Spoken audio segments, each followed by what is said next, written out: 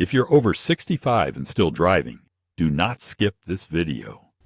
There's a rumor spreading fast that seniors across the United States are about to lose their driver's licenses. That is not true.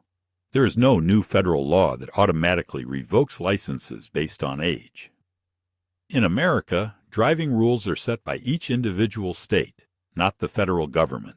That means there is no nationwide age cutoff. However, some states are updating renewal rules. In certain places, drivers over 70 may need to renew more often or complete a vision test in person. Other states have no extra age-based requirements at all. Insurance rates are also shifting, and many drivers notice premiums increase after age 70. Federal safety agencies recommend regular health and vision checks, but that does not mean automatic suspension. So what's actually changing, which states are tightening requirements, and how could this affect you or someone you love? The truth is, the real story isn't about taking licenses away. It's about renewal frequency and safety screenings. For example, some states shorten renewal periods once you reach a certain age. Instead of renewing every 8 years, it might drop to 4 years. In a few states, seniors must renew in person instead of online, so a vision test can be done on the spot. That's it. There is no automatic driving test just because you turned 70. Now, can a doctor report someone who may be medically unsafe to drive? Yes, in certain states that is allowed.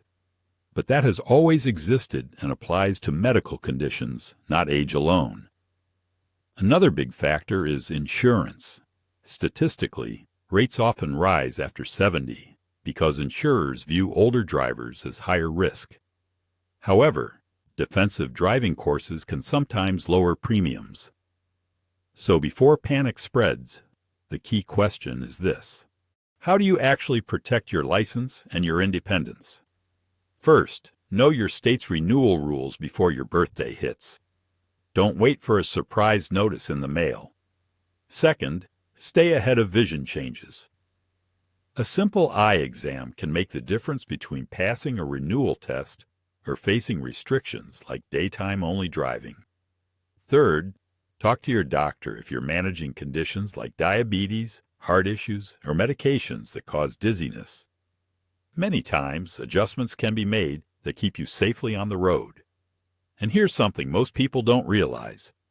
Restrictions are far more common than revocations.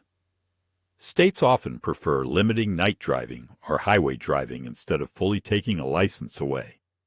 That means independence doesn't just disappear overnight. But there's one more factor that could impact millions of senior drivers in the coming years. Technology. Cars today are changing fast, and that's quietly affecting older drivers more than people realize. New vehicles now come with lane assist, automatic braking, blind spot monitoring, and collision warnings. For many seniors, these features actually extend safe driving years. But at the same time, more complex dashboards and touchscreens can feel overwhelming. Some states are encouraging voluntary driving evaluations, not to punish drivers, but to help them adjust to modern road conditions. There's also growing discussion about how autonomous driving systems could eventually support aging drivers rather than replace them. So the real conversation isn't about banning seniors from driving. It's about adaptation, safety, and balance. And if you're wondering whether lawmakers are planning stricter nationwide rules in the near future, right now there is no federal proposal that would create a nationwide age limit for driving. Any changes you hear about are coming from individual states reviewing safety data and demographic trends. America's population is aging fast, and millions of drivers are staying on the road well into their 70s and 80s. Lawmakers know independence matters. Transportation is tied to doctor visits, grocery trips, family time, and basic freedom. That's why most policy discussions focus on screening and support, not removal. The real risk isn't a sudden law taking licenses away. It's misinformation causing panic. If you rely on your vehicle, the smartest move is simple. Check your state DMV website, stay current on renewals, maintain your health, and keep documentation updated. because what happens next will likely depend on how states respond to rising crash data and public safety pressure. Crash statistics are often part of the debate, but they don't tell the whole story. While older drivers may face higher risk of serious injury and accidents, many studies show they actually crash less often than younger drivers when adjusted for miles driven. That's an important detail most headlines ignore. The focus from safety agencies is usually on reaction time, vision clarity, and cognitive health, not simply age. Some states are investing in education programs and senior refresher driving courses to keep people confident behind the wheel. Others are exploring better public transportation options for when driving becomes difficult. The conversation nationwide is shifting toward preparation instead of punishment. So before you believe a viral post claiming seniors are being targeted, ask yourself who benefits from that fear. And here's where things could get even more important over the next few years. Insurance companies and state legislatures are both watching demographic trends closely. As the baby boomer generation continues aging, the number of drivers over 75 is climbing rapidly. That puts pressure on systems to balance roadway safety with personal freedom. Some policymakers are discussing standardized cognitive screening tools, but again, those ideas remain at the state level. Nothing nationwide has passed that would suddenly change rules for every senior driver. Another factor is roadway design. Intersection signage and lighting are being studied to better accommodate aging vision and slower reaction times. The future may include more adaptive infrastructure rather than stricter age cutoffs. So the real shift isn't about taking keys away. It's about adjusting policies, technology, and environments to reflect an older driving population. And if you're wondering what signs could trigger restrictions in your specific situation, the most common triggers for restrictions are not birthdays, they're medical red flags. Things like repeated at-fault crashes, reports from law enforcement, or documented cognitive decline are what typically prompt a review. In many states, a family member or physician can submit a confidential concern if they believe someone is unsafe to drive. That does not mean automatic license loss. It usually starts with a notice for reevaluation. That might include a vision test, a written knowledge test, or in some cases, a road test.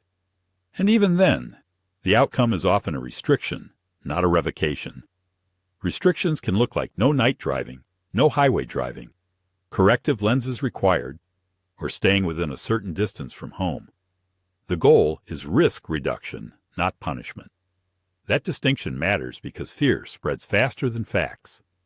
The system is generally designed to keep safe drivers on the road as long as possible. Another important factor is self-assessment. Federal safety agencies consistently recommend older drivers monitor warning signs like drifting between lanes, slower response at intersections, confusion in familiar areas, or difficulty judging speed gaps. These signs don't automatically mean someone should stop driving. They mean it may be time for a driving evaluation or skills refresher.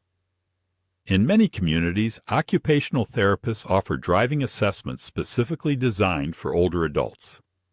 These are voluntary and focused on safety improvement. Medication is another major piece of the conversation. As people age, prescriptions increase. Certain medications can cause drowsiness, blurred vision, delayed reaction time, or dizziness. That's why doctors often advise reviewing medications regularly if someone is still driving. Adjustments in dosage or timing can dramatically improve alertness behind the wheel.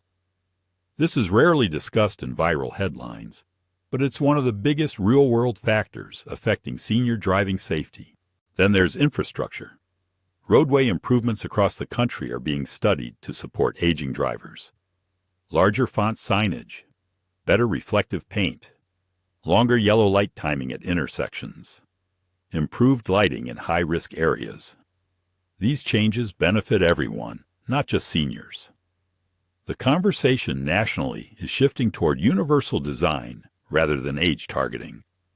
Let's talk about crash data honestly. Older drivers are more physically vulnerable in collisions, which increases fatality statistics. But per mile driven, many older adults have lower crash rates than younger drivers. Experience matters. Defensive habits matter. Reduced risk-taking matters. The issue is not recklessness. It's fragility and reaction time. That nuance rarely makes it into fear-based content online. Insurance companies, however, operate on risk modeling. Even if crash frequency isn't dramatically higher, claim severity can be. That's one reason premiums may increase after age 70 or 75. But there are ways to offset that. Defensive driving certification, low mileage reporting, bundling policies, and maintaining a clean record can all reduce costs. Some insurers even offer usage-based tracking programs that reward safe driving behavior. Looking ahead, advanced driver assistance systems may play a major role. Features like lane departure warnings, adaptive cruise control, blind spot monitoring, and automatic emergency braking have been shown to reduce collision risk. For older drivers, these tools can extend safe driving years significantly. The challenge is education. Not everyone feels comfortable learning new vehicle technology. Dealership orientation sessions and community workshops may become more common as cars become more automated. There's also growing research around semi-autonomous systems. While fully self-driving vehicles are not widely deployed, partial automation is already here. In the next decade, that could become a bridge solution that allows seniors to maintain mobility longer without compromising safety. Public transportation is another policy focus. Many lawmakers understand that removing driving privileges without offering mobility alternatives creates isolation. Isolation leads to health decline. That's why some states are expanding ride assistance programs, senior shuttle services, and discounted transportation options. The goal is maintaining independence, even if personal driving decreases. So when you zoom out, the national picture becomes clearer. There is no sweeping federal crackdown. There is no hidden age cutoff law waiting to activate. What exists is a patchwork of state-level policies focused on screening, safety, and adaptation. Most changes are gradual. Most involve renewal frequency or in-person checks. Very few involve automatic removal based solely on age. If you're over 65 and watching this, the most important step is awareness, not panic. Check your state DMV guidelines. Schedule regular vision exams. Review medications with your doctor. Consider a voluntary refresher course if it's been years since you reviewed driving laws. These actions put you in control. Because at the end of the day, driving is more than transportation. It represents freedom, autonomy, and connection. And policymakers across the country understand that. The future of senior driving in America is not about sudden bans. It's about balancing safety with dignity. And as the population continues aging, the real debate won't be whether seniors should drive.